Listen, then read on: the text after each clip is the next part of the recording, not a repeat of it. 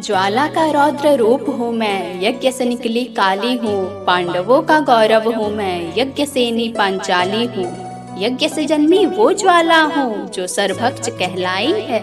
उसका क्या अपमान करोगे, जिसकी लाज स्वयं नारायण ने बचाई है। पांडव और मेरे रिश्ते को नारायण ने सम्मान दिया, तुम मुझ पर लांछन लगाते हो। तुम्हें इतना किसने ज्ञान दिया। नारी को अपमानित करके खुद को समझते वीरेंद्र हो। अरे शरीर से छोड़ो, तुम तो आत्मा से भी दरिद्र हो। अधर्मियों के महिमा मंडन में आगे तुम निकल गए। ग्रंथों की ना लाज रखी और श्लोक सभी बदल दिए।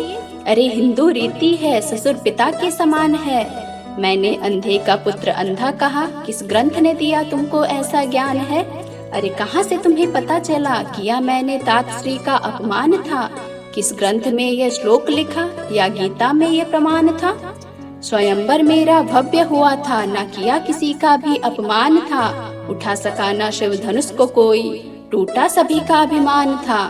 कहते हो तुम नहीं दिया धनुष उठाने, क्योंकि छोटी जाति के कर्ण थे। अरे महामूर्खो, तब जाति नहीं थी, होते केवल 4 वर्ण थे।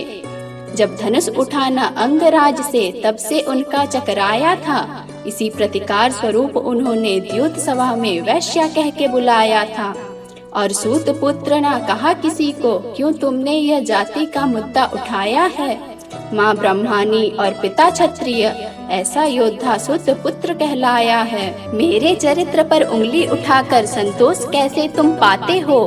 क्या हश्र हुआ था दुशासन का, यह भी भूल जाते हो।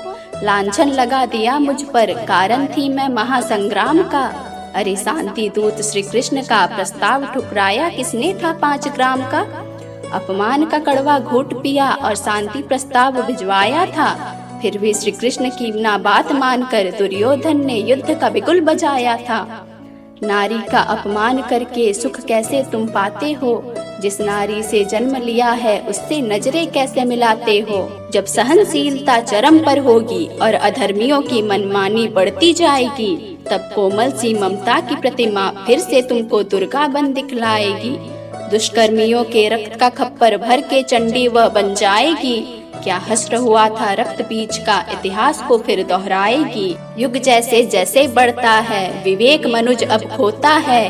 अरे देख नारी की व्याथा को, आज दुर्योधन भी रोता है। अरे देख नारी की व्याथा को, आज दुर्योधन भी रोता है।